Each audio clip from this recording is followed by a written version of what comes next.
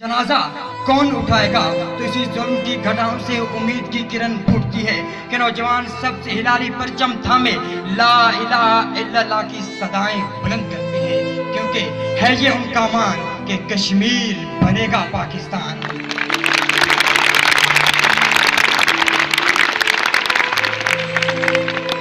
जनाब ज़िलकार, 1947 का सूरज बरसगीर के लिए आज़ादी का सूरज बनकर तलू हुआ, मगर कश्मीर में सूरज गिरन रहा। बरतानवी साम्राज्य के नामराद हुक्मरानों की चलाकी और हिंदुओं की साजिश आहट का ढंग लाई और कश्मीर एक मर्तबा फिर भारत की ज्वाली में जा गिरा। इस तरह कश्मीर पर जुल्म व सितम की क़यामत सुगरा बर्पा कर दी गई।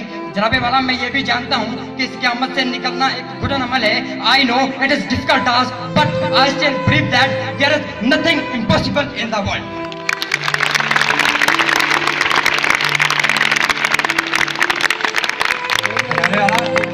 आज वादी कश्मीर आज़ादी के नारों से गूंज रही है। चश्मों का पानी शहीदों के लहू से सुर्ख हो चुके हैं।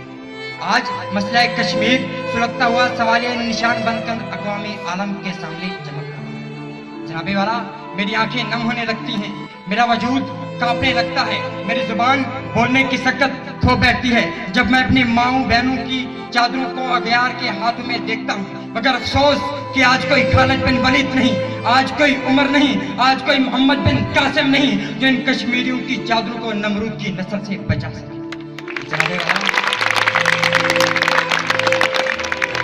जनाबे वाला, आज हम 21वीं इस वीडियो को अपने दोस्तों के साथ जरूर शेयर कीजिएगा और इस वीडियो में कमेंट करके हमें लाजमी तौर पर बताइएगा कि आने वाले वक्त में आप किस तरह की वीडियोस देखना पसंद करते हैं।